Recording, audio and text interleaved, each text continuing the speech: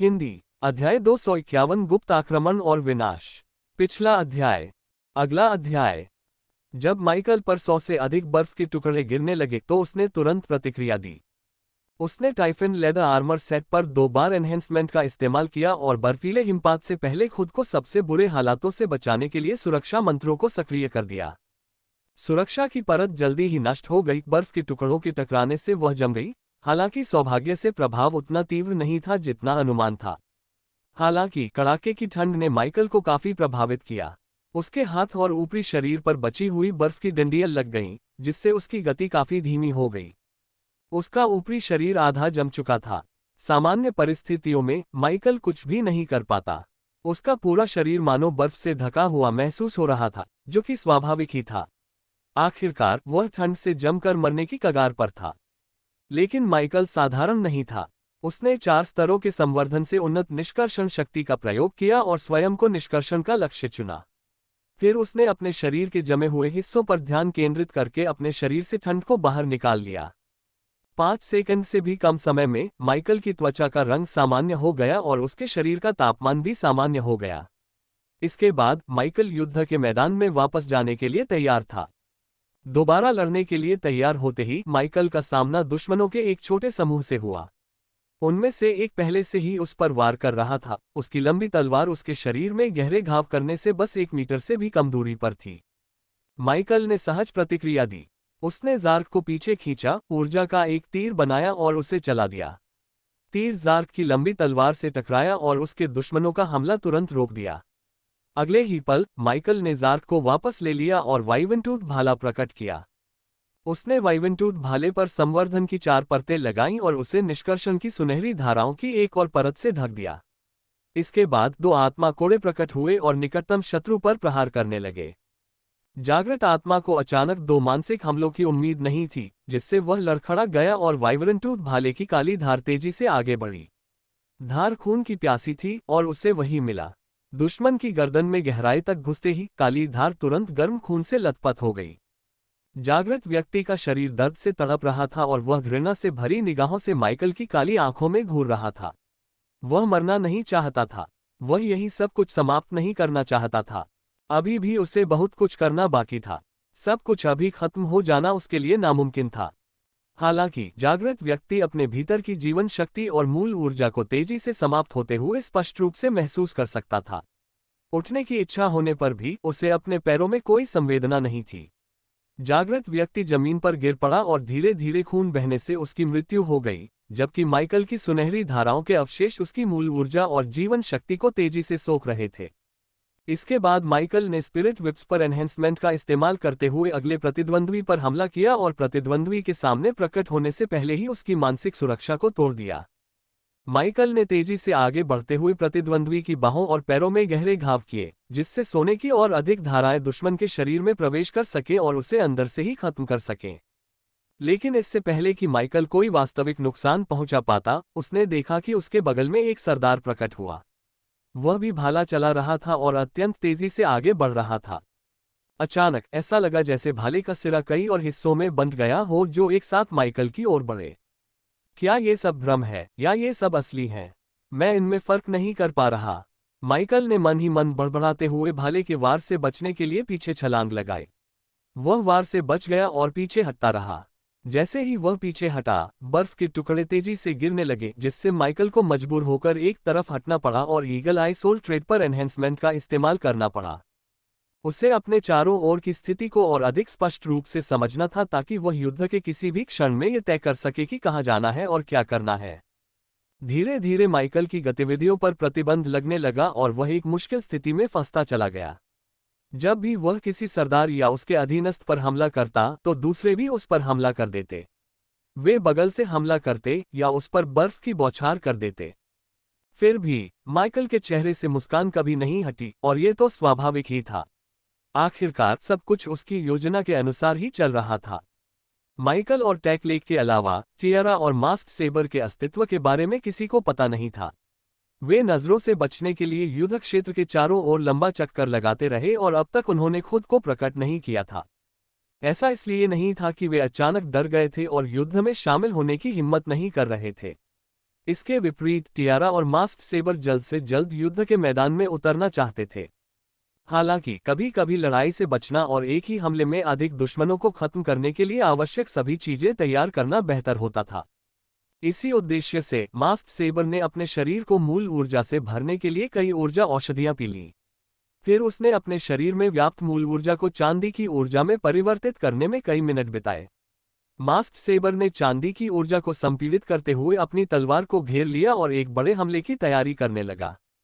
कुछ मिनटों के कठिन प्रयास और अपने शरीर में व्याप्त मूल ऊर्जा के अंतिम अंश का उपयोग करने के बाद मास्क्ड सेबर का चांदी का ऊर्जा ब्लेड छोड़ने के लिए तैयार था। टियारा ने मास्क्ड सेबर के अंगरक्षक के रूप में काम किया।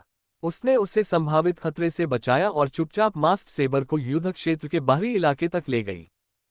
अपनी अपनी जगह पर पहुंचने के बाद माइकल हिलने लगा। वह और पीछे हट गया, जिसे हार का संकेत और एक साथ हमला करने वाले 1 दर्जन से अधिक लोगों के दबाव का सामना करने में असमर्थ होने का जवाबी उपाय माना गया। दुर्भाग्यवश उनके विरोधियों ने माइकल के कार्यों को गलत समझा। उनकी सोच पूरी तरह से गलत थी। माइकल के काफी पीछे हट जाने के बाद मास्क्ड सेबर की दाहिनी बांह की मांसपेशियां फूल गईं।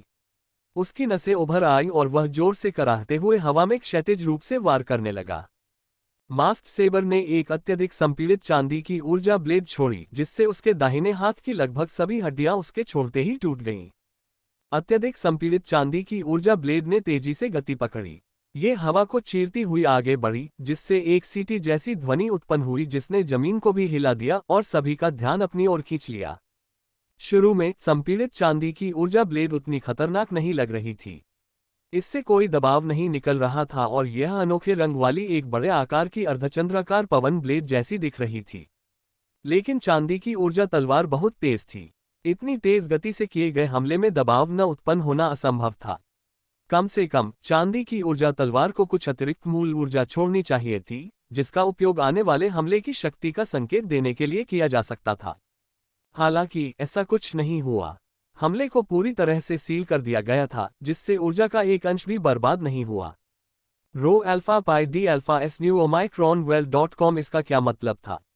एक ऐसा हमला करने में सक्षम होना जिसमें जरा सा भी दबाव या मूल ऊर्जा का कोई अंश न हो। इसका मतलब ये था कि हमले के निर्माता को अपने द्वारा इस्तेमाल किए गए हमले पर अत्यंत उच्च स्तर की महारत हासिल थी, और यह हमला गुप्तता और असाधारण विनाशकारी शक्ति के बीच एक आदर्श संतुलन बनाकर तैयार किया गया था। यह कोई कमजोर हमला नहीं था जिसे नजरअंदाज किया जा सके। पूरी तरह से संपीड़ित चांदी की ऊर्जा ब्लेड एक ऐसा हमला था जिस पर ध्यान देना जरूरी था अगर कोई जीवित रहना चाहता था तो।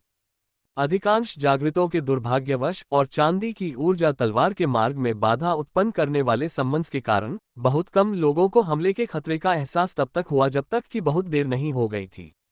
इसका पुख्ता सबूत वे दिल दहला देने वाली चीखें थीं जो पर्वत श्रृंखला में गूंज रही थीं, क्योंकि खून, आंतें और शरीर के अंग युद्ध के मैदान में चारों ओर बिखर गए थे, जिससे पूरा मैदान लाल रंग से रंग गया था। मृत्यु और अराजकता ने युद्ध क्षेत्र को तबाह कर दिया, जबकि यमराज ने उन बेचारे लोगों को अपने शिकंजे में ले लिया जिन्हें अंत तक जीवन की अनिश्चितता का एहसास नहीं हुआ। मास्क्ड सेबर के हमले ने उसकी सारी मूल ऊर्जा को खत्म कर दिया। संपीड़ित चांदी की ऊर्जा ब्लेड द्वारा छोड़े गए बल के कारण वह अपने दाहिने हाथ को महसूस नहीं कर पा रहा था और वह इतना थक गया था कि किसी भी क्षण गिर सकता था। माइकल ने देखा कि टियारा मदद के लिए मास्क्ड सेबर की ओर दौड़ रही और वे धीरे धीरे उसकी दिशा में पीछे हट गए। हालांकि माइकल ने अभी तक लड़ाई खत्म नहीं की थी। अधिकांश प्रतिद्वंद्वी अत्यधिक संपीड़ित चांदी की ऊर्जा ब्लेड के सामने मारे गए, लेकिन अभी सभी की मौत नहीं हुई थी। 4 समन्स, 1 अवेकेंड और 3 लॉर्ड्स अभी भी जीवित थे, लेकिन केवल लॉर्ड्स ही लगभग सुरक्षित थे। चारों समन्स और अवेकेंड का शीघ्र ही निपटारा कर दिया गया। माइकल ने बस वाइवेंटूथ स्पीयर को जार्क से बदल दिया, धनुष की डोरी को पीछे खींचा और उन दोनों के सिर में एक एक ऊर्जा तीर दाग दिया। पहले से ही घायल होने के कारण पांचों निशाने पर मौजूद लोग माइकल और उसकी ओर आ रहे ऊर्जा के तीरों पर ध्यान केंद्रित नहीं कर पाए। अपने गंभीर घावों के कारण वे दर्द से चीखने लगे और जैसे ही तीर उन पर लगे, यमराज की आत्मा निकालने वाली दरांती उनकी गर्दन पर दब गई। इसी बीच ऊर्जा प्रवाह की 5 धाराएं माइकल के युद्ध प्रतीक में प्रवेश कर गईं, जिससे वह बिना किसी चिंता के अपना ध्यान शेष 3 लॉर्ड्स की ओर मोड़ सका। 2 लॉर्ड्स को अपनी आत्मा की विशेषताओं को प्रकट करने और चांदी की ऊर्जा ब्लेड को रोकने या उससे बचने के लिए अपनी मूल ऊर्जा का अधिकांश हिस्सा इस्तेमाल करना पड़ा। वे अचंभित रह गए और नकाबपोश कृपाण की ओर खाली निगाहों से देखते रहे। उन्हें समझ नहीं आ रहा था कि वे उस स्वामी के अधीनस्थों को कैसे नहीं देख पाए जिनसे वे लड़ रहे थे। उनके चेहरे अफसोस, सदमे और गुस्से से भरे हुए थे, फिर भी वे अपने वफादार अधीनस्थों को वापस लाने के लिए कुछ भी नहीं कर सकते थे। और उनकी जान भी दांव पर लगी थी। आखिर लड़ाई अभी खत्म नहीं हुई थी। माइकल ने ज़ार्क को वापस बुलाकर वाइवेंटूथ स्पीयर को फिर से प्रकट करने से पहले उनकी शक्ति का परीक्षण करने के लिए कुछ ऊर्जा तीर छोड़े। उसके निचले शरीर पर कई परतों वाली संवर्धन शक्ति थी, जिससे उसकी गति और त्वरण में जबरदस्त वृद्धि हुई। जैसे ही वह तेजी से आगे बढ़ा, उसकी नजरें धुंधली सी हो गईं। उसी समय माइकल के चारों ओर 3-4 परतों वाली उन्नत स्पिरिट विप्स प्रकट हुई। उसके सिर में भयानक दर्द होने लगा, लेकिन माइकल ने दर्द को पूरी तरह से अनदेखा कर दिया। बल्कि माइकल ने दर्द को अपनी सीमा को पार करने के लिए एक उत्प्रेरक के रूप में इस्तेमाल किया। उसने वाइवेंटूथ स्पीयर पर एनहेंसमेंट का प्रयोग किया ताकि एक्सट्रैक्शन की सुनहरी धाराओं को भी वाइवेंटूथ स्पीयर पर लागू किया जा सके। माइकल फुर्तीले कदमों से युद्ध क्षेत्र में आगे बढ़ा। उसने बाईं ओर जाने से पहले दाईं ओर मुड़कर एक छलावा रचा। इस तरह उसने ज़ेंतुर, तीसरे लॉर्ड के हिमनद नीले रंग के बर्फीले टुकड़ों से खुद को बचा लिया, जो नकाबपोश कृपाण के हमले से बच गया था। ज़ेंतुर के शरीर में अभी भी कुछ मूल ऊर्जा बची हुई थी, लेकिन टेरोस और माइकल दोनों पर लक्षित दर्जनों बर्फीले टुकड़ों की बौछार ने उसकी काफी ऊर्जा खत्म कर दी थी। अब भी ज़ेंतुर ग्लेशियर नीले रंग के बर्फीले सोलट्रेट का उपयोग करके माइकल और टारोस दोनों का सामना करने की कोशिश कर रहा था। ये वास्तव में एक शक्तिशाली सोलट्रेट था जिसका उपयोग कई युद्ध क्षेत्रों में अपने साथियों का समर्थन करने के लिए किया जा सकता था। एकमात्र समस्या ये थी कि माइकल और टारोस के विरुद्ध ये बर्फीले सोलट्रेट बेकार थे। टारोस बिना किसी भाव भंगिमा के अपनी जमी हुई त्वचा को नोचकर निकाल सकता था और उसकी असाधारण पुनर्जीवन क्षमता उसे पलक झपकते ही ठीक कर देती थी। वहीं माइकल एक्सट्रैक्शन तकनीक का उपयोग करके बर्फ को अपने शरीर में फैलने से पहले ही हटा सकता था। खुद पर एक्सट्रैक्शन का इस्तेमाल करते समय माइकल को एकमात्र समस्या ये हुई कि उसे खुद पर एक्सट्रैक्शन का इस्तेमाल करने में महारत हासिल नहीं थी। अब तक माइकल ने अपने ऊपर एक्सट्रैक्शन का प्रयोग बहुत कम किया था। अपने 2 प्राकृतिक शुद्धिकरणों में उसके शरीर ने स्वाभाविक रूप से अशुद्धियों को बाहर निकाल दिया था। यही कारण था कि उस दौरान उसके शरीर से अशुद्धियों को निकालना कहीं अधिक आसान था। ऐसा लग रहा था मानो उन दोनों बार उसके शरीर ने ही एक्सट्रैक्शन को निर्देशित किया हो। लेकिन जब उसने अपने शरीर से बर्फ के टुकड़ों के जमाव को दूर करने की कोशिश की, तब यह मार्गदर्शन मौजूद नहीं था। इसलिए जब भी बर्फ के टुकड़े उसे छूते तो वह 1 या 2 सेकंड के लिए कड़ाके की ठंड से सुन्न हो जाता, जिससे उसकी गति धीमी हो जाती थी। सौभाग्य से माइकल को अब इससे कोई परेशानी नहीं थी। अब बर्फ की डंडियों से बचना उसके लिए कोई मुश्किल काम नहीं था। जब दोनों थके हारे लौट कई ऊर्जावर्धक पे पी रहे थे, तभी वह उनके सामने प्रकट हुआ। स्पष्ट रूप से उन्हें उम्मीद थी कि माइकल के आने से पहले वे अपनी पूरी ताकत का प्रदर्शन कर पाएंगे, लेकिन तब तक बहुत देर हो चुकी थी। माइकल ने आसपास की मूल ऊर्जा को निकालने के लिए एक्सट्रैक्शन का प्रयोग किया। फिर उसने क्षैतिज रूप से हवा में वार किया और एक साथ दोनों थके हुए लॉर्ड्स को चीर डाला। 3 उन्नत स्पिरिट विप में से 2 ने उनमें से एक पर वार किया, लेकिन काले भाले के ब्लेड ने उनकी छाती को ऐसे चीर दिया मानो कोई जलता हुआ गर्म चाकू टोफू काट रहा हो। वाइवेंटूथ भाले से घायल होने के बाद माइकल ने स्पिरिट विप से दूसरी बार हमला किया। फिर उसने एक्सट्रैक्शन को उनके मरते हुए शरीरों में प्रवेश करने दिया, जिससे उनकी बची हुई जीवन शक्ति और मूल ऊर्जा तेजी से खत्म हो गई।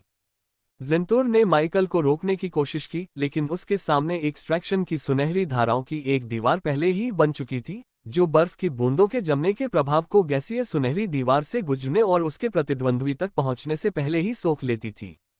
अब जब बर्फीले टुकड़े उसे कोई नुकसान नहीं पहुंचा सकते थे, तो माइकल ने उन्हें टकराने दिया। इसके बाद वह ज़ेंतुर को खत्म करने और इस लड़ाई को हमेशा के लिए समाप्त करने के उद्देश्य से आगे बढ़ा। हालांकि जैसे ही माइकल ज़ेंतुर की दिशा में तेजी से बढ़ा, माइकल ने हवा में कई बड़ी वस्तुओं को उड़ते हुए देखा, सीधे ज़ेंतुर की ओर। लाशें। माइकल ने हवा में फेंकी गई वस्तुओं को तुरंत पहचान लिया। उसने टेरोस की ओर देखा तो पाया कि उस भयंकर अर्धमानव ने अपने प्रतिद्वंद्वी पर घातक प्रहार कर दिया था। उसने ज़ेंतुर को दफनाने के इरादे से लाशों को उसकी दिशा में फेंक दिया। हालांकि ज़ेंतुर अधिकांश शवों से बच निकलने में कामयाब रहा। उसे केवल एक शव से चोट लगी, जो उसे जमीन पर गिराने के लिए काफी थी। जब तक ज़ेंतुर उठने की कोशिश करता, माइकल उसके सामने प्रकट हो चुका था। ऊर्जा निष्कर्षण प्रक्रिया पूरी तरह से सक्रिय हो गई थी, जिससे आसपास की मूल ऊर्जा का दोहन हो रहा था। माइकल ने वाइवेंटूथ भाले को हवा में घुमाया, उसे उल्टा किया और निहत्थे ज़ेंतुर पर प्रहार किया, जो लगातार 3-4 परतों वाले उन्नत स्पिरिट विप के हमले के अधीन था। ज़ेंतुर ने खून की उल्टी की, लेकिन वह हार मानने को तैयार नहीं था। उसने हवा में ही कुछ बर्फीले टुकड़े जमा किए, इस उम्मीद में कि वह माइकल पर एक ही वार में उसे मार डालेगा। मुझे लगता है कि आपको इस पर एक नज़र डालनी चाहिए। लेकिन माइकल का भाला पहले से ही ज़ेंतुर के ठीक सामने था। यह उसके चेहरे से केवल कुछ सेंटीमीटर दूर था। नहीं, वह कमजोर और हताश आवाज में मुश्किल से इतना ही कह पाया था कि काले भाले का ब्लेड एक बार फिर खून से लथपथ हो गया। ब्लेड ने ज़ेंतुर की चांदी जैसी त्वचा को आसानी से काट दिया और उसकी आंखों के सॉकेट में गहराई तक घुसकर उसके दिमाग को बहुत आसानी से भेद दिया। अब तक माइकल को मौत और हत्या की आदत हो चुकी थी। अपने विरोधियों को मारना अच्छा नहीं लगता था, लेकिन जीवित रहने के नियम उसके दिमाग में गहराई से बैठ चुके थे। राप डी अल्फा एस नोवेल सियोमाइक्रोन एम, वह जानता था कि जैसे ही दूसरों को सुनहरा मौका मिलेगा, वे उस पर टूट पड़ेंगे और उसे टुकड़े टुकड़े कर देंगे। इसलिए दूसरों को उसकी जान लेने का मौका देने के बजाय उसने निर्दयी हत्यारा बनना बेहतर समझा। ओरिजिन एक्सपेंस में जीवित रहना और सही ढंग से जीवन जीना आसान नहीं था, लेकिन नियम वही थे। हर हाल में जीवित रहो और अगर तुम सक्षम हो तो जो कुछ भी हासिल कर सको ले लो। बलवान लोग अपनी मनमर्जी कर सकते थे, जबकि कमजोरों को जीवित रहने के लिए उनकी आज्ञा माननी पड़ती थी। और इस युद्ध में माइकल ही जीवित रहने वाला था। उसने स्वयं से वादा किया था कि वह सब कुछ हासिल करेगा और वह लगातार उस लक्ष्य की ओर बढ़ रहा था। हालांकि वह विजयी हुआ, लेकिन लॉर्ड्स, उनके अवेकेंड और उनके समन्स ने वह खो दिया जो उनके लिए सबसे कीमती था, उनका जीवन। वे लॉर्ड रिफ्ट में इस उम्मीद से दाखिल हुए थे कि उन्हें सबसे ज्यादा लाभ मिलेगा, भले ही इसका मतलब ये हो कि उन्हें दूसरे लॉर्ड्स को मारना पड़े, लेकिन अंत में वे खुद एक दूसरे लॉर्ड का शिकार बन गए। माइकल ने ज़ेंतुर के सिर में वाइवेंटूथ भाले को घुमाया और फिर हथियार को अपने लक्ष्य से बाहर निकाल लिया, जिससे उस पेस्की प्रतिद्वंद्वी का हमेशा के लिए खात्मा हो गया। एक पल भी नहीं बीता था कि उसके वॉरून में ऊर्जा का एक नया प्रवाह प्रवेश कर गया, जबकि माइकल ने सहज रूप से ज़ाटूर पर एक्सट्रैक्शन का उपयोग करके उसके शरीर के अंदर शेष मूल ऊर्जा को निकाल लिया। उसने टारोस की ओर देखते हुए अपनी मूल ऊर्जा को तेजी से पुनः प्राप्त किया, जिसने एक कपटी चमक के साथ उसकी ओर देखा। टारोस ने अपना सिर झुकाकर माइकल को घूरते हुए अपनी युद्ध कुल्हाड़ियों को कसकर पकड़ रखा था। क्या उसे अब तक थक नहीं जाना चाहिए था? माइकल ने टेरोस और टेक लेक के बीच देखते हुए अपनी निगाहें हटा ली और सोचा। उन दोनों के बीच 12 सरदारों के आने से पहले काफी देर तक लड़ाई चल रही थी, और ऐसा नहीं था कि टेरोस सतर्कता से लड़ रहा था। युद्ध के मैदान में बाकी सभी की तुलना में वह अधिक बार घायल हुआ था। अपनी असाधारण पुनर्जीवन क्षमता के बावजूद टेरोस को अब तक थक जाना चाहिए था। इस प्रकार माइकल ने टेरोस की ओर सिर हिलाकर अभिवादन किया और फिर अपने चारों ओर पड़े शवों को इकट्ठा करना शुरू कर दिया। अरे, मैंने तो उसका सोलट्रेट सिंबल पहले ही निकाल लिया था। उम्मीद है उन्होंने यह नहीं देखा होगा, माइकल ने सोचा। जब उसने एक्सट्रैक्शन की सुनहरी धारा में ज़ेंतुर का सोलट्रेट सिंबल उभरते हुए देखा तो वह थोड़ा हैरान रह गया। ज़ेंतुर के शव से अभी तक और कुछ नहीं निकाला गया था। इसलिए माइकल ने जल्दी से सोलट्रेट सिंबल और शव को वॉरून के भंडारण स्थान में रख दिया।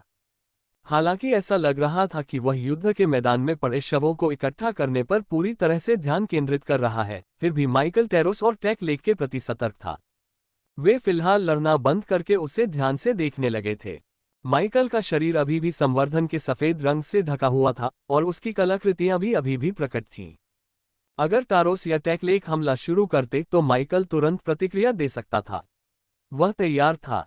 हालांकि उन्होंने उस पर हमला नहीं किया। वे बस कुछ देर तक उसे घूरते रहे।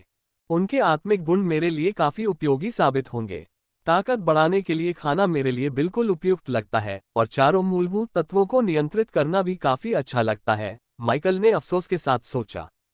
सौभाग्य से वह अपनी स्थिति को बहुत अच्छी तरह समझता था। माइकल वैसे तो कमजोर नहीं था, लेकिन उसने टेरोस की युद्ध शैली देखी थी। उसकी क्रूर ताकत भयानक थी, खासकर युद्ध कुल्हाड़ियों को बुलाने के बाद। कई सरदारों से निपटना, जिन्हें वह घायल करके धीरे धीरे अपनी शक्ति को निचोड़ सकता था, संभव था।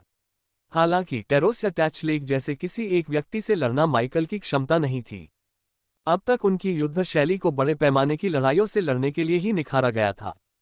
लेखक का नोट: अगर आपको उपन्यास पसंद आया हो तो समीक्षा जरूर लिखें। वेबसाइट पर पात्रों के चित्रों के लिए आप सभी के भारी समर्थन के लिए मैं आप सभी को धन्यवाद देना चाहता हूं। आपकी मदद मेरे लिए कल्पना से परे है। बहुत बहुत धन्यवाद। दक्षिणी बर्फीले पहाड़ों के स्वामी हो वही जागृत जिसने जिल्ट्रा में जड़ जमा चुकी अराजकता की शक्ति को नष्ट किया है ना। टेस लेक और टेरोस के साथ कुछ मिनट तक गतिरोध की स्थिति में रहने के बाद माइकल ने टेरोस से पूछा।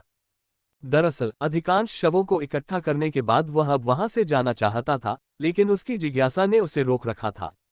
माइकल ये जानना चाहता था कि टेरोस की ताकत मुख्य रूप से उसकी इंसील की गई दिव्य पशु रक्तरेखा पर आधारित थी, या उसकी आत्मा की विशेषता ही उसकी इतनी ताकत का कारण थी। टारोस के बारे में कुछ अजीब था और माइकल उस रहस्य को सुलझाना चाहता था। तुम जेंटिका साम्राज्य के लॉर्ड जैसे नहीं दिखते, तो तुम्हें कैसे पता कि जिल्ट्रा में कैस एसेंस ने जड़ जमा ली है? टेरोस ने मूल भाषा की एक मजबूत बोली में पूछा।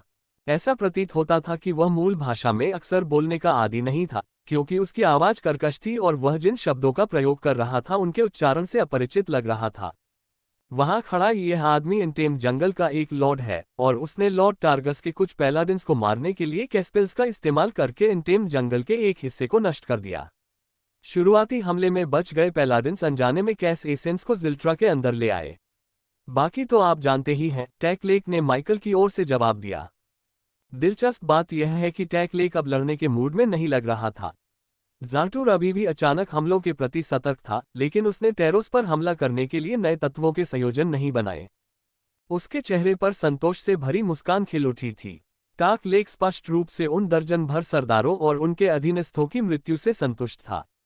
ऐसा लगता है कि लॉर्ड्स की मृत्यु से उससे काफी लाभ मिलेगा, माइकल ने सोचा। उसकी निगाहें टैक लेक की ओर चली गईं। टैक लेक की बातें सुनकर माइकल काफी हैरान रह गया।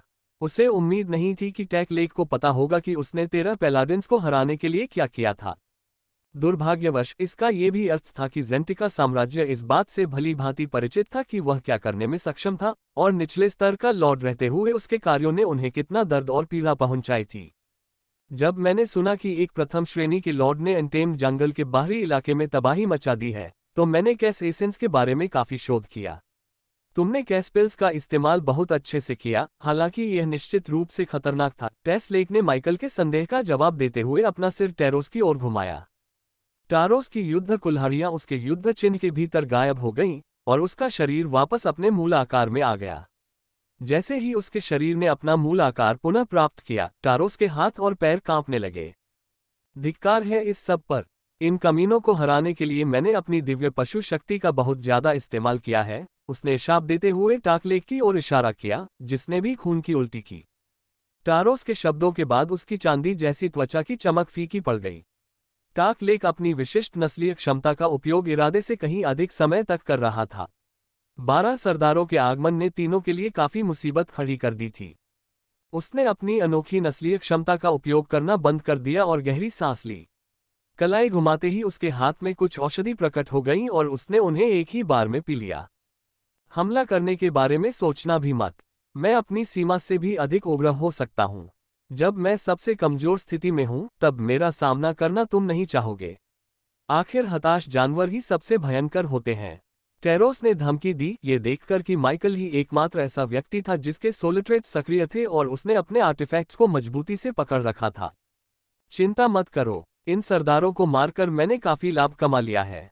वैसे भी तुम मेरे लिए जीवित ही ज्यादा उपयोगी होगे, माइकल ने बेपरवाही दिखाने की कोशिश करते हुए कहा।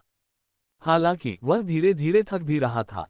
अन्य प्राणियों की जीवन शक्ति और मूल ऊर्जा को निकालने से शायद उसे क्षणिक रूप से दर्द और मूल ऊर्जा की कमी से राहत मिल सके, लेकिन दुर्भाग्य से वह जीवन शक्ति और मूल ऊर्जा उसकी नहीं थी। वह किसी और की थी और सामान्य परिस्थितियों में उसे उचित रूप से आत्मसात और परिवर्तित किया जाना आवश्यक था। माइकल के पास युद्ध के दौरान विलय और परिवर्तन की प्रक्रिया पर ध्यान केंद्रित करने का अधिक समय नहीं था, इसलिए उसने जीवन शक्ति और मूल ऊर्जा को अवशोषित किया ताकि अगले ही पल उसका उपयोग कर सके। लगातार ऐसी ऊर्जा और जीवन शक्ति का उपयोग और अवशोषण, जो उसकी अपनी भी नहीं थी, उसे बुरी तरह थका रहा था। थकावट धीरे धीरे बढ़ती जा रही थी और जैसे ही उसके शरीर में एड्रेनालाइन का प्रवाह कम हुआ, यानी युद्ध समाप्त होने के तुरंत बाद, उसे इसका एहसास हुआ। माइकल को थोड़ा चक्कर आने लगा। उसने अपने सभी सोलिट्रेट्स का उपयोग बंद कर दिया और गहरी सांस ली। उसके हाथों में कुछ कांच की शीशियां प्रकट हुईं और उसने बिना किसी शिकायत के उनमें मौजूद गाढ़ा तरल पी लिया। जब तक उसने औषधि तैयार की तब तक टियारा और मास्क सेबर उसके पास पहुंच चुके थे। वे टैक लेक और टारोस पर कड़ी नजर रखे हुए थे, युद्ध क्षेत्र में घूमकर उन पर पीछे से हमला करने के लिए तैयार थे। लेकिन चूंकि माइकल ने दोनों सरदारों से लड़ने से बचने का फैसला किया, इसलिए उन्होंने माइकल के पास जाना बेहतर समझा। कम से कम वे माइकल के करीब खड़े होकर उसकी बेहतर सुरक्षा कर सकते थे। सिल्वर फैंग टाइगर फोल्क के मास्क सेबर और टियारा को देखने के बाद टेरोस ने अपना रुख बदल लिया। वह कुछ लॉर्ड्स, अवेकेंड और समन्स को नष्ट करने में व्यस्त था और उसने ये भी नहीं देखा कि माइकल अपने अधीनस्थों को लॉर्ड रिफ्ट में ले आया था। तो तुम हो अनछुए जंगल के स्वामी। लगता है हमारे भविष्य के लक्ष्य एक ही हैं। बेकार की बातों में समय बर्बाद करने की कोई जरूरत नहीं है। हम भविष्य में मिलेंगे, चाहे प्रतिद्वंद्वी के रूप में या सहयोगी के रूप में, टेरोस ने टैकलेक और माइकल की ओर देखते हुए कहा और फिर मुड़ गया। वह बिना पीछे मुड़े ही आगे बढ़ गया और पर्वत श्रृंखला के ऊपरी हिस्से की ओर चलने लगा। टेरोस के आत्मविश्वास से माइकल काफी प्रभावित हुआ। उसे यकीन नहीं था कि दो संभावित दुश्मनों के पीछे से घूरते हुए भी वह इस तरह वहां से जा पाएगा। टारोस को पीठ में छुरा घोंपे जाने का डर नहीं था, लेकिन क्यों? तुम ज़ेंटिका साम्राज्य पर कब्जा करने की कोशिश कर रहे हो, है ना? माइकल ने टेरोस के शब्दों का अर्थ समझ आने पर टेस्लेक से पूछा, क्यों? टैकलेक का ध्यान टेरोस से हटकर माइकल पर केंद्रित हो गया। उसने माइकल की आंखों में सीधे देखा, लेकिन एक शब्द भी नहीं बोला। 1 मिनट तक अजीब सी खामोशी छाई रही, लेकिन टैकलेक ने कुछ नहीं कहा। वह बस एक पल के लिए मुड़ा और चला गया। बस इतना कह दो कि तुम मुझे बताना नहीं चाहते। इस तरह रहस्यमयी बनने की कोई जरूरत नहीं है, माइकल ने बड़बड़ाते हुए कहा। वह टैकलेक के तर्क और अतीत के बारे में जानने के लिए उत्सुक था, लेकिन वह जंतुर को सवालों से परेशान नहीं करना चाहता था। इसकी कोई आवश्यकता नहीं थी। अगर टैकलेक ज़ेंटिका साम्राज्य को भीतर से अपने कब्जे में लेना चाहता था, तो माइकल को इससे आपत्ति क्यों होती? ये तो सीधे सीधे उसके पक्ष में ही था। मुझे लगता है कि आपको इस पर एक नज़र डालनी चाहिए। अब कोई दुश्मन या देखने वाला नहीं बचा था, इसलिए माइकल ने मास्क सेबर और टियारा की चोटों का जायजा लेने के लिए उनकी ओर रुख किया। माइकल ने मास्क सेबर के दाहिने हाथ को देखा और अपनी कुछ मूल ऊर्जा को मास्क सेबर में प्रवाहित किया। अत्यधिक संपीड़ित ऊर्जा ब्लेड जैसी हमला करने की क्षमता विकसित करना आसान नहीं था। मास्क सेबर ने इसे बनाने के लिए अपने शरीर के भीतर मौजूद मूल ऊर्जा का अत्यधिक उपयोग किया, जिससे ऊर्जा का अतिभार उत्पन्न हो गया। ऊर्जा की गोलियां और औषधियां मास्क सेबर की थोड़ी मदद कर सकती हैं, लेकिन फिलहाल वह अपने शरीर के भीतर मौजूद मूल ऊर्जा को नियंत्रित करने में सक्षम नहीं था। उसे अपने शरीर में मूल ऊर्जा का संचार करने और ऊर्जा के अतिभार की स्थिति को कम करने के लिए धीरे धीरे ऊर्जा को आत्मसात करने के लिए माइकल की मदद की आवश्यकता थी। बड़े युद्ध के कारण मचे हंगामे से राक्षसों और अन्य लॉर्ड्स के आकर्षित होने की आशंका थी, फिर भी माइकल ने मास्क सेबर की देखभाल में आधे घंटे से अधिक समय बिताया। उसे इस बात की परवाह नहीं थी कि कोई उन्हें ढूंढने आएगा या नहीं। मास्क सेबर का इलाज करना उसकी सर्वोच्च प्राथमिकता थी। फिर भी ये बहुत अच्छी बात थी कि जब तक मास्क सेबर थोड़ा बेहतर महसूस नहीं करने लगा, तब तक किसी ने उन पर हमला नहीं किया। टारोस द्वारा छोड़े गए शवों को इकट्ठा करने के बाद उन्होंने जल्दी से वहां से निकलने का फैसला किया। टारोस को शवों और उनसे मिलने वाले संभावित धन की तुलना में पर्वत श्रृंखला में अधिक रुचि थी।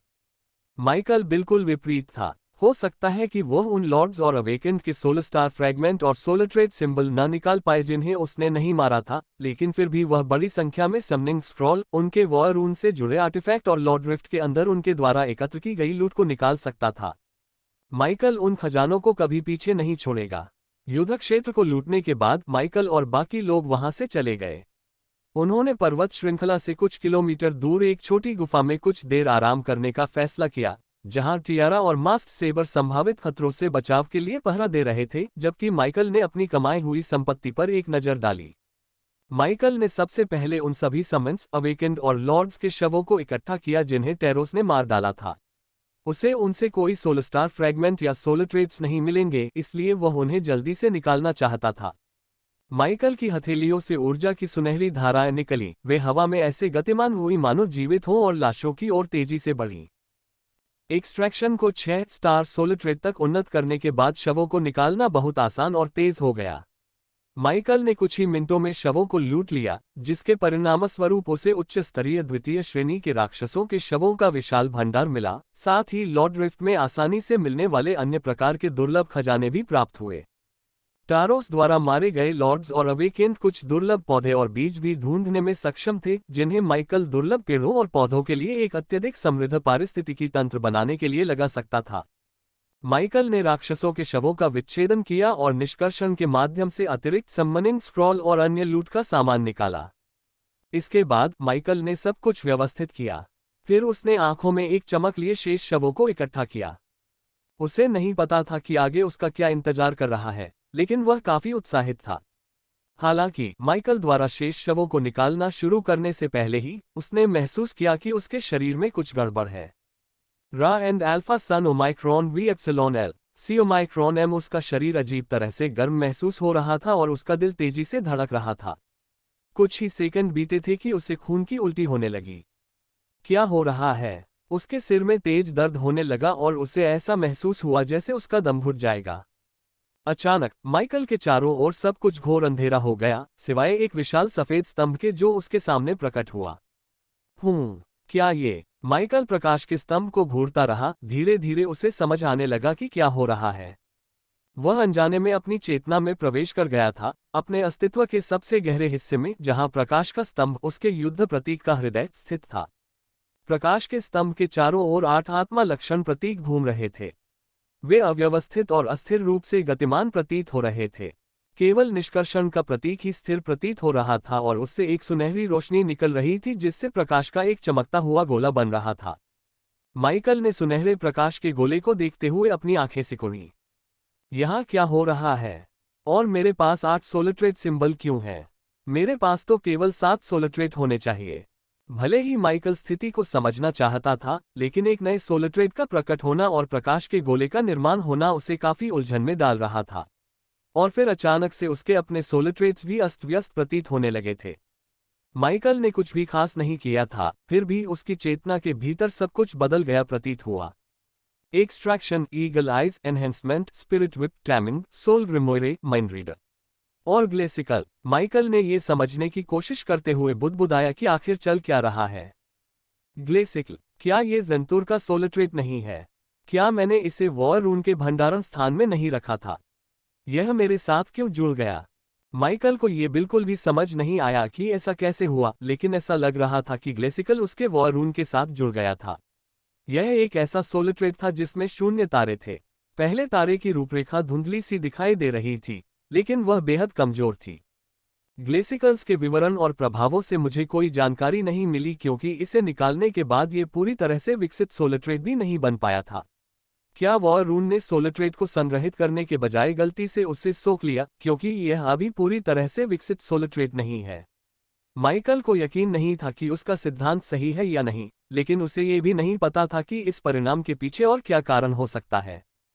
हालांकि एक बात तो निश्चित थी, ग्लेसिकल के साथ जुड़ना ही एकमात्र ऐसी चीज थी जो पहले की तुलना में बदल गई थी, और यही संभवतः उसके कष्ट का कारण था। ग्लेसिकल के साथ जुड़ने से जो उसका 8वां सोलट्रेट है, एक भयंकर प्रतिक्रिया हुई जिसने उसके पूरे अस्तित्व को प्रभावित किया। अगर माइकल अपनी मौजूदा स्थिति से भी बदतर स्थिति में नहीं पहुंचना चाहता था, तो उसे जल्द से जल्द कोई समाधान ढूंढना होगा। माइकल को अपने वॉर रूम में बहुत सारे सोलट्रेट्स को मिलाने से होने वाली समस्याओं के बारे में बहुत कम जानकारी थी। वास्तव में ओरिजिन एक्सपेंस में मौजूद कुछ ही जागृत लोगों को पता होगा कि अगर वे 8 सोलट्रेट्स प्रकट कर ले तो क्या होगा। वैसे भी यह कोई आम बात नहीं थी। शायद अगर मैं ग्लेसिकल को पूरी तरह से एक स्टार सोलट्रेट में अपग्रेड कर दूं तो कुछ बदल जाएगा, माइकल ने सोचा। हालांकि उसे वास्तव में यकीन नहीं था कि ग्लेसिकल को अपग्रेड करने का कितना असर होगा। लेकिन भले ही इसका उतना असर न हुआ हो, माइकल को शुरू में यह नहीं पता था कि क्या करना है। थोड़ा बहुत प्रयोग करने के अलावा उसके पास और कोई चारा नहीं था। इसी बात को ध्यान में रखते हुए उसने प्रकाश के स्तंभ के पास संग्रहित कुछ सोलस्टार टुकड़ों को ग्लेसिकल की ओर ले जाने की इच्छा व्यक्त की। माइकल ने कुछ सोलस्टार फ्रैगमेंट को ग्लेसिकल के प्रतीक की ओर धकेला, लेकिन केवल 2 सोलस्टार फ्रैगमेंट ही सोलट्रेट तक पहुंच पाए। इससे माइकल काफी हैरान हुआ। उसने ग्लेसिकल के सोलट्रेट की जानकारी की धारा को अनदेखा कर दिया, जो धीरे धीरे उसके दिमाग में प्रवेश करने लगी थी, और इसके बजाय शेष सोलस्टार फ्रैगमेंट की गतिविधियों पर ध्यान केंद्रित किया। माइकल द्वारा इच्छा से उत्पन्न सोलर स्टार के टुकड़े धीरे धीरे उस सुनहरे प्रकाश के गोले की ओर खींचे चले गए जो निष्कर्षण के प्रतीक के चारों ओर फैला हुआ था। जैसे ही सोलर स्टार के टुकड़े प्रकाश के गोले से टकराए, वे बिखर गए। सोलर स्टार के टुकड़ों के भीतर संग्रहित आत्मशक्ति का अंश मुक्त हुआ और प्रकाश के गोले द्वारा समाहित हो गया। प्रकाश के गोले की चमक तीव्र हो गई। ये स्पष्ट संकेत था कि वह सोलर स्टार के टुकड़ों की आत्मशक्ति से पोषित हो रहा था। ये प्रकाश का गोला क्या है? ये सोलर स्टार के टुकड़ों को भी सोख सकता है, माइकल ने सोचा और फिर उसका ध्यान वापस ग्लेसिकल पर चला गया। सामान्य परिस्थितियों में बिना तारे वाले सोलर ट्रेड को एक स्टार सोलर ट्रेड में अपग्रेड करने के लिए 2 से अधिक सोलर स्टार फ्रैगमेंट की आवश्यकता नहीं होनी चाहिए। वैसे भी एक स्टार सोलर ट्रेड को 2 स्टार सोलर ट्रेड में अपग्रेड करने के लिए आमतौर पर 3 से 5 सोलर स्टार फ्रैगमेंट की आवश्यकता होती है। लेकिन ग्लेसिकल का पहला तारा अभी पूरी तरह से विकसित नहीं हुआ था। ये देखकर माइकल ने भौहें चढ़ाईं, लेकिन उसने अपने भीतर फैल रही उलझन भरी भावना को अनदेखा करना चुना और ग्लेसिकल को अपग्रेड करने के लिए सोलर स्टार फ्रैगमेंट का निवेश जारी रखा। हालांकि इस बार उसने ग्लेसिकल सोलर ट्रेड पर ध्यान केंद्रित किया ताकि यह पता चल सके कि इसे अपग्रेड करने के लिए कितने सोलर स्टार फ्रैगमेंट की आवश्यकता है। 10 सोलर स्टार फ्रैगमेंट मिलने के बाद माइकल के माथे पर शिकन और गहरी हो गई। ग्लेसिकल को पूरा करने में 12 सोलर स्टार फ्रैगमेंट लगे। यह इतना महंगा क्यों होगा? माइकल ने हैरानी से खुद से पूछा। फिर उसने ईगल आइज पर ध्यान केंद्रित किया, ये देखने के लिए कि क्या केवल ग्लेसिकल में ही कोई समस्या है या उसके अन्य सोलर ट्रेड्स को भी अपग्रेड करने के लिए अधिक सोलर स्टार फ्रैगमेंट की आवश्यकता है। ईगल आइज पर 30 से अधिक सोलर स्टार फ्रैगमेंट खर्च करने के बाद उसे सच्चाई का एहसास हुआ। अचानक सभी सोलर ट्रेड्स को अपग्रेड करना इतना महंगा क्यों हो गया है? क्या इसका कारण यह है कि मैंने 8वां सोलर ट्रेड जोड़ा है? शायद वॉयरून 7 से अधिक सोलर ट्रेड्स को संभाल नहीं सकता। उसके मन में कई सिद्धांत बने, लेकिन हर एक सिद्धांत दूसरे से कहीं अधिक बेतुका था। दरअसल उनमें से अधिकतर सिद्धांतों का कोई मतलब ही नहीं था। अंततः माइकल को यह पता नहीं चल पाया कि ग्लेसिकल के उसके वॉयरून के साथ जुड़ने के बाद सभी सोलर ट्रेड्स को अपग्रेड करना अचानक इतना महंगा क्यों हो गया था। अगर उसे कोई अनुमान लगाना ही था तो शायद यही कारण था कि मानव आत्मा 7 से अधिक सोलर ट्रेड्स के साथ जुड़ने का भार सहन नहीं कर सकती थी। माइकल की राय में यही सिद्धांत सबसे अधिक तर्कसंगत था। बेशक ये सिद्धांत अभी भी गलत हो सकता है। अब क्या करना है, ये समझ न आने पर माइकल ने अपने सोलर ट्रेड्स के साथ थोड़ा और प्रयोग किया। हर सोलर स्टार फ्रैगमेंट का उपयोग करके अपने सोलर ट्रेड्स को अपग्रेड करने पर एक और सोलर स्टार फ्रैगमेंट का उपयोग प्रकाश के गोले को पोषित करने के लिए किया जाता था।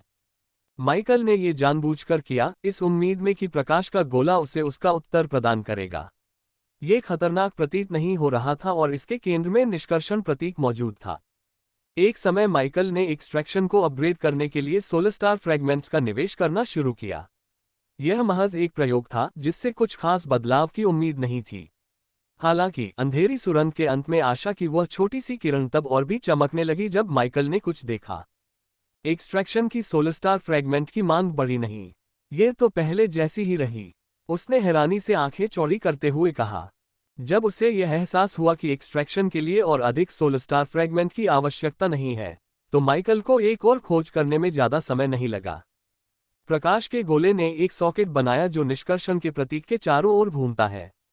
क्या यह मददगार हो सकता है? माइकल ने सोचा, सहज रूप से ईगल आइज को निष्कर्षण के प्रतीक के चारों ओर घूम रहे खाली सॉकेट की ओर ले जाने की इच्छा करते हुए। इसके बाद माइकल ने यह देखने के लिए कुछ और सोलर स्टार फ्रैगमेंट खर्च किए कि ईगल आइज को अपग्रेड करना अभी भी महंगा है या यह अपग्रेड की मूल लागत पर वापस आ जाता है। माइकल को अंतिम निष्कर्ष पर पहुंचने में केवल 10 सोलर स्टार फ्रैगमेंट लगे। ईगल आइज की सोलर स्टार फ्रैगमेंट की मांग पहले जैसी तो नहीं है, लेकिन पहले जितनी सस्ती भी नहीं है। ऐसा लगता है कि प्रकाश का गोला सोलर ट्रेड्स को अपग्रेड करने की लागत को नियंत्रित करता है। अपनी प्रारंभिक खोज के बाद माइकल ने बचे हुए अधिकांश सोलर स्टार फ्रैगमेंट का उपयोग प्रकाश के गोले को पोषित करने में किया। शुरुआत में उसके पास 1193 सोलर स्टार फ्रैगमेंट थे, लेकिन प्रयोगों में उसके लगभग 200 सोलर स्टार फ्रैगमेंट खर्च हो गए। माइकल ने शेष सोलर स्टार फ्रैगमेंट का उपयोग प्रकाश के गोले को पोषित करने में किया, जिसने पलक झपकते ही 1000 सोलर स्टार फ्रैगमेंट को पचाकर आकार में विस्तार किया। प्रकाश के गोले को पोषण देने पर माइकल को अपने शरीर में थोड़ी बेचैनी महसूस हुई। ऐसा लगा जैसे उसके अंदर कुछ धीरे धीरे बदल रहा हो। हालांकि इसका अंतिम परिणाम बुरा नहीं था। इसके विपरीत प्रकाश के गोले के भीतर और अधिक खाली छेद प्रकट होने के बाद उसे काफी अच्छा महसूस हुआ। सॉकेट अलग अलग स्थितियों में थे, कुछ निष्कर्षण के प्रतीक के करीब थे, कुछ दूर थे। हालांकि सभी सॉकेट निष्कर्षण के प्रतीक के चारों ओर घूम रहे थे। जब कुल 7 छेद बन गए तो सोलेट्रेड सिंबल्स में जोरदार कंपन होने लगा। वे अप्रत्याशित पैटर्न में घूमने लगे, जिससे माइकल को बहुत नुकसान हुआ और वह एक बार फिर खून की उल्टी करने लगा। उसे ठीक से पता नहीं था कि क्या हो रहा है, लेकिन वह देख सकता था कि केवल ईगल आइज और एक्सट्रैक्शन सोलेट्रेड ही शांत और स्थिर थे, जबकि बाकी सभी बेतहाशा हरकत कर रहे थे, जिससे उसे बेचैनी महसूस हो रही थी। माइकल को भले ही प्रकाश के गोले का अर्थ समझ में न आया हो, लेकिन वह ये जरूर समझ गया था कि उसे इसकी जरूरत है। उसने अपनी आत्मा की विशेषताओं को प्रकाश के गोले में प्रवेश करने का आदेश दिया, जहां उसने उन्हें एक एक करके खाली स्थानों में स्थापित कर दिया।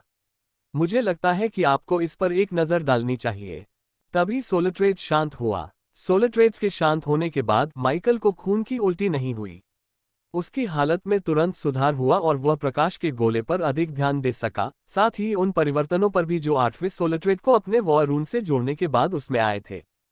सोलेट्रेड को अपग्रेड करने की लागत सॉकेट और प्रकाश के गोले के केंद्र के बीच की दूरी से निर्धारित होती है ना? माइकल ने खुद से पूछा, ये जानते हुए कि किसी निष्कर्ष पर पहुंचने से पहले उसे थोड़ा और प्रयोग करना होगा। वह बेहोश हो गया और जमीन से उठ खड़ा हुआ। इसी बीच मास्क्ड सेबर और टियारा उसके बगल में खड़े होकर अपने स्वामी और स्वामी को चिंता भरी निगाहों से देख रहे थे। क्या तुम ठीक हो? क्या हुआ? मास्क्ड सेबर ने पूछा जब उसने देखा कि माइकल ने खून की उल्टी करना बंद कर दिया था और वह बात करने की स्थिति में था।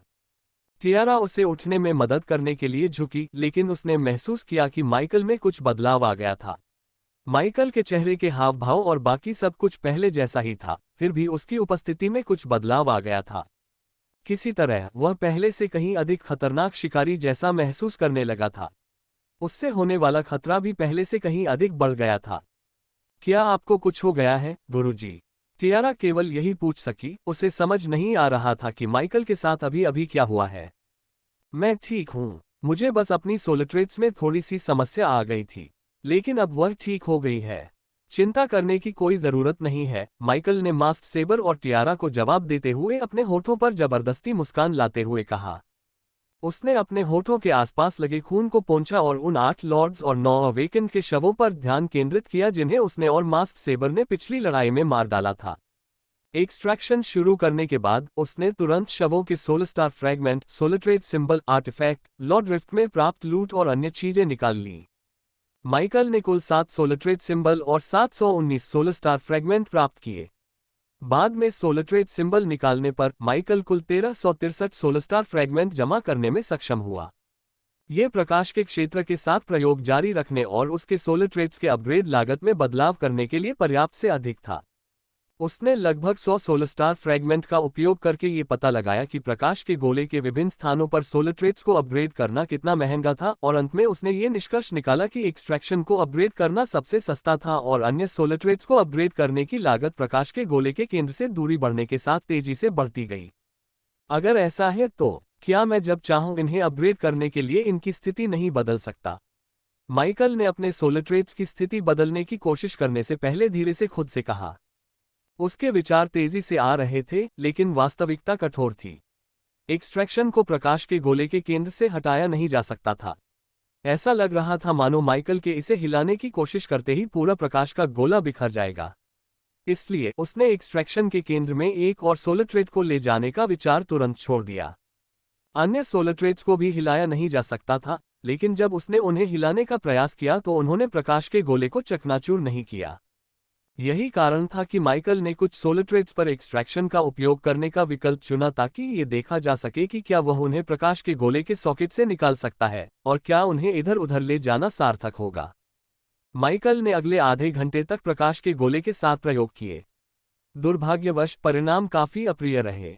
प्रकाश के गोले के सॉकेट से सोलेट्रेड्स को निकालना संभव था, लेकिन सोलेट्रेड सिंबल निकालते समय उसने सोलस्टार फ्रैगमेंट्स खो दिए। ये नुकसान भी कम नहीं था। सोलेट्रेड सिंबल निकालते समय उसने अपनी संचित सोल पावर का 10% से 20% तक खो दिया।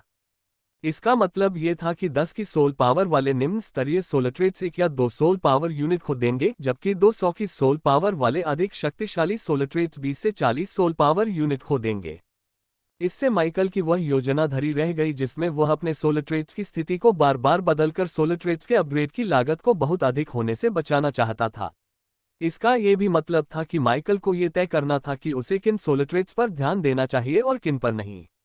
आखिरकार प्रकाश के गोले के केंद्र से दूर स्थित कुछ सोलट्रेड्स को अपग्रेड करने के लिए सोलस्टार फ्रैगमेंट की दोगुनी राशि खर्च करना वास्तव में फायदेमंद नहीं था। लड़ाई और अन्य उद्देश्यों के लिए एनहेंसमेंट और ईगल आइज अभी भी सबसे अच्छे सोलट्रेड्स हैं।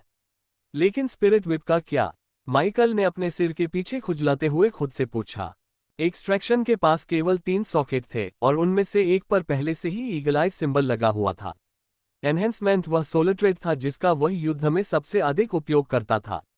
यह उसके पास मौजूद सबसे बहुमुखी सोलट्रेड था जो उसे युद्ध के दौरान बेहतरीन अवसर प्रदान करता था। इससे केवल एक ही खाली सॉकेट बचा जिससे सोलट्रेड्स के अपग्रेड की लागत कम हो जाती थी। बाकी सॉकेट प्रकाश के गोले के केंद्र से काफी दूर स्थित थे जिससे उनकी अपग्रेड लागत 50% से अधिक बढ़ जाती थी।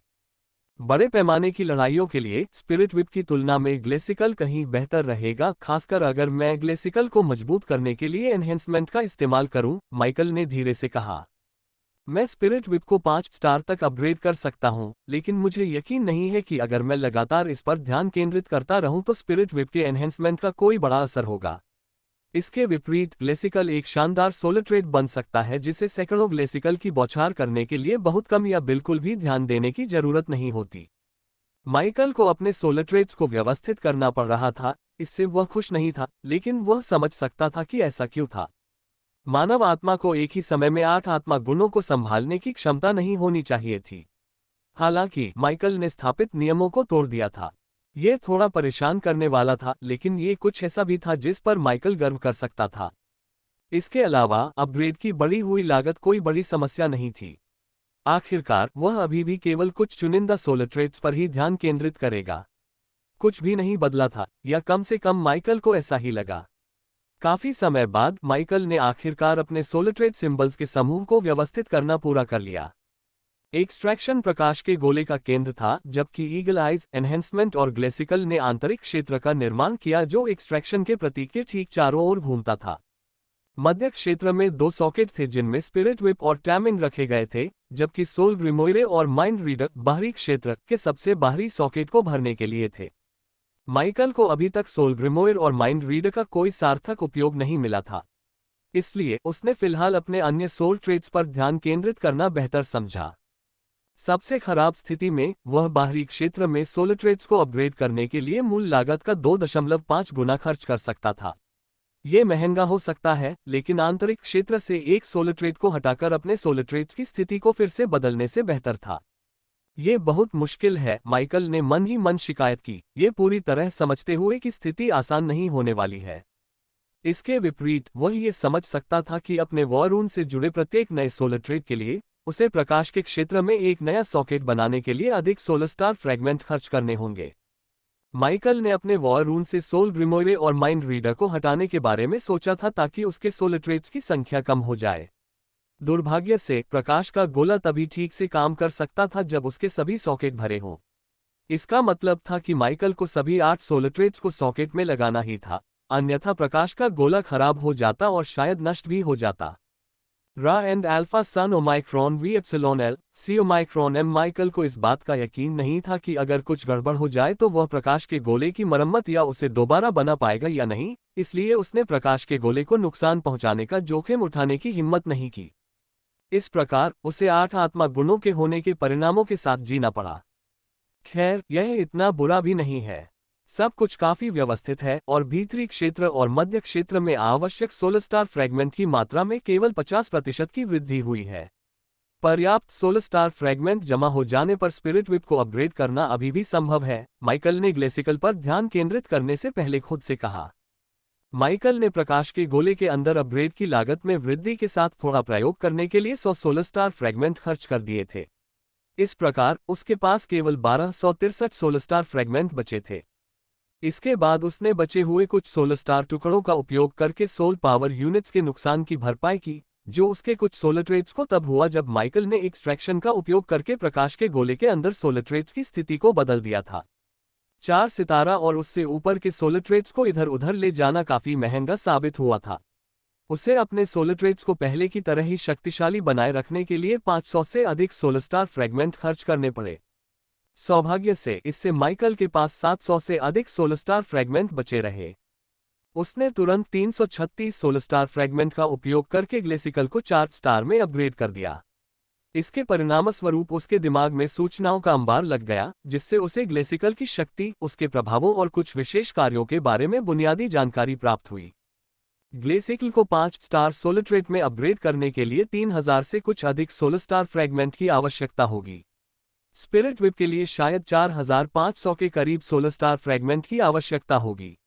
मुझे और अधिक सोलस्टार फ्रैगमेंट इकट्ठा करना शुरू कर देना चाहिए, माइकल ने खुद से कहा और महसूस किया कि उसने अपने लिए कितना कठिन काम तय कर लिया है। दरअसल सोलस्टार फ्रैगमेंट इकट्ठा करना इतना आसान नहीं था। हालांकि लॉर्ड रिफ्ट इस स्थिति को बदलने का एक सुनहरा अवसर था, क्योंकि यहाँ तो राक्षस भी सोलस्टार फ्रैगमेंट गिराते थे। लॉर्ड रिफ्ट के राक्षसों के बारे में सोचते हुए माइकल ने अपना ध्यान उन लूटों पर केंद्रित किया जो उसने लॉर्ड्स और अवेकेन से लूटी थी, जिन्हें उसने और मास्क सेबर ने मार डाला था। उसके सामने लाशों और अन्य लूटे गए सामानों का एक बड़ा ढेर पड़ा था, जिसे उसे चीर-फाड़ कर व्यवस्थित करना था। माइकल के पास करने के लिए बहुत काम था। 3 घंटे बाद 300 से अधिक सुपीरियर मॉन्स्टर के शवों का विच्छेदन, लूटपाट और उनकी स्पेशियल थैली के अंदर सुरक्षित रूप से रख दिया गया था। लॉर्ड रिफ्ट की उल्टी गिनती धीरे धीरे अंतिम चरण के करीब पहुंच रही थी, जिससे माइकल के पास कुछ और बड़े लाभ हासिल करने के लिए 1.5 दिन से भी कम समय बचा था। अगर हम प्राकृतिक कलाकृतियों और अन्य दिव्य खजानों की खोज में उस वीरान कस्बे में प्रवेश करते हैं, तो हम पर निश्चित रूप से हमला होगा। लेकिन क्या सच में हमें इससे बचना चाहिए? अगर वे हमें मारना चाहते हैं तो दया दिखाने का कोई कारण नहीं है ना? ज़ेंटिका साम्राज्य के सरदारों को मारना केवल हमारे और इस क्षेत्र के लिए ही फायदेमंद होगा, मास्ट सेबर ने कहा जब उसने देखा कि माइकल अपनी अगली चाल के बारे में सोच रहा है। मुझे लगता है कि आपको इस पर एक नज़र डालनी चाहिए। माइकल जानता था कि मास्ट सेबर सही कह रहा था। हमेशा की तरह मास्ट सेबर की बातें तर्कसंगत थीं। फिर भी माइकल को लगा कि कुछ गड़बड़ है। ये स्पष्ट था कि कुछ लॉर्ड्स दूसरों पर हमला करने के लिए इस वीरान कस्बे में प्रवेश करेंगे, लेकिन 2 समूहों को कंधे से कंधा मिलाकर लड़ते देख माइकल को लगा कि ज़ेंटिका साम्राज्य में पदानुक्रम इतना सरल नहीं था। इस बात की पुष्टि माइकल ने उन मेमोरी ऑर्ब्स से की जो उसने उन लॉर्ड्स और अवेकन से प्राप्त किए थे जिन्हें उसने और मास्ट सेबर ने मार डाला था। कुछ लॉर्ड्स दूसरे लॉर्ड्स के साथ काम नहीं करना चाहते थे। वे लॉर्ड रिफ्ट में अकेले ही यात्रा करना पसंद करते थे।